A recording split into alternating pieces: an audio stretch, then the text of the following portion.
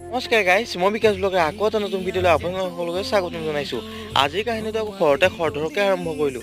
ৰাতিপুৱা শুই উঠি দাঁত ব্ৰাছ কৰি মুখখন ধুই চাহটো খাই কেনে মই আহিলোঁ আমাৰ ঘৰৰ ওচৰতে থকা ষ্টুডেণ্টটোলৈ, মানে টিউশ্যনলৈ গাইছ। আৰু টিউশ্যনটোলৈ আহি কেনে টিউশ্যনটো কৰি কেনে আহিলোঁ ঘৰলৈ।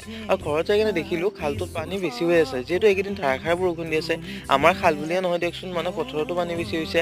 আৰু এইখিনি দেখুৱাই কেনে মই বস্তিৰ ফালে আহি দুডালমান ঢেকীয়া শাক ছিঙি কেনে মাইক দিব গ'লোঁ। আৰু দি কেনে আপোনালোকক বহুত বেছি ধন্যবাদ জনাইছোঁ আৰম্ভণিৰ পৰা, যিহেতু এতিয়ালৈ মিনিব্লগকেইটা চাই আছে। আৰু এনেকৈ আগলৈ চাই কেনে ছাপোৰ্ট কৰিবচোন গাইছ, আৰু মোৰ চেনেলটো ছাবস্ক্ৰাইব কৰি দিবচোন। ছাবস্ক্ৰাইবাৰ আৰু কমেণ্ট আহিলে নতুন নতুন মিনিব্লগ বনাবলৈ ভাল লাগে দিয়কচোন। আৰু ঘৰত আহি অলপ টাইম থাকি আকৌ ভাত কাইকল ছিঙি কেনে মাইক দি দিলোঁ। আৰু দিয়াৰ পিছতে মায়ে আকৌ অমিতা দুটা পাৰি আনিবলৈ দিলে। অৱশ্যে গাইছ, আমাৰ ঘৰত যিহেতু আজি মানে কাম কৰা মানুহ আহিব, এইখিনি যোগাৰ কৰি কেনে আজি মিনিব্লগটো ইয়াতে বিদায় মাগিলোঁ। বিদায় মগা নাই গাইছ, আকৌ পথাৰলৈ আহিলোঁ। চ' নেক্সট পাৰ্টত লগ পাব, তেতিয়ালৈ বাই।